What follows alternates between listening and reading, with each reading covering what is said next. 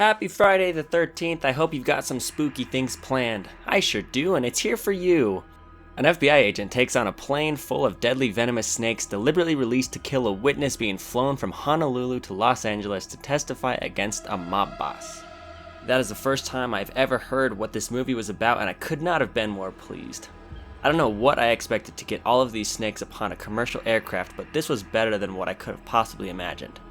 Now, if you've never seen this movie before, let me tell you about my experience. When I was young, my parents did this thing.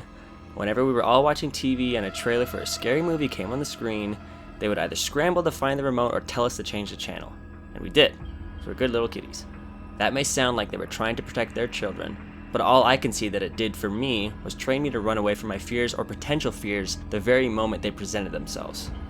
But I decided to be a brave little toaster, and I chose to face my fear of snakes by watching this movie for Friday the 13th. And now that we're all caught up, I can say that I have almost no idea if this was supposed to be scary or not.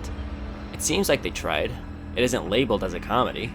$33 million went somewhere. I assume most of it to Samuel L. Jackson, but still, this movie was an absolute gem. It really feels like the precursor to Sharknado. Clearly I'm joking around, and this movie is absolutely inept in almost every single way. I've seen shaky cam before, but this was like the camera was strapped to the back of a cheetah during an earthquake, driving through infinite potholes while a gorilla jumps on the roof of the car as you're being chased by a T-Rex. It's pretty standard shaky cam, I'd say. And come on, even if this movie ruined your career, are you really telling me you wouldn't say yes to this? Kenan Thompson flies the plane, what more could you possibly need? But that is not even close to the strangest thing that happens in this movie. I could say it's during the sex scene in the first kill of the movie. This girl gets her boob bitten by a snake. I could say how bizarre it is that nobody sees them slithering around their feet, or how a woman wakes up to a snake in her shirt.